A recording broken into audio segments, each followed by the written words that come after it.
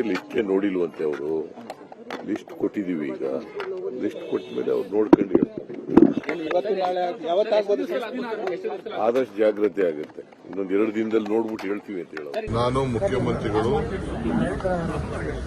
ನಿನ್ನೆ ಎಲ್ಲ ಬೆಂಗಳೂರಲ್ಲಿ 3-4 ಸಭೆ ಎಲ್ಲ ಮಾಡಿದ್ದು ಎಲ್ಲ ಕೊಟ್ಟಿದ್ದು.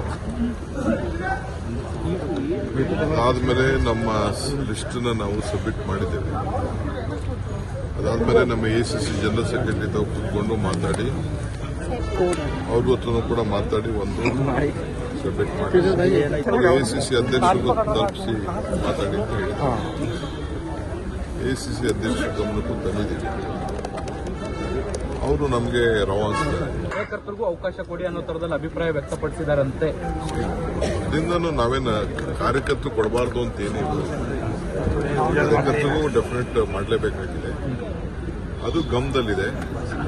ಅದನ್ನು ಹೈಕಮಾಂಡ್ ಅವರು ನಮ್ಮ ಪಟ್ಟಿ ಏನಿದೆ ನಾವು ಸಬ್ಮಿಟ್ ಮಾಡಿ ಅವ್ರು ತಿಳಿಸ್ತಾರೆ.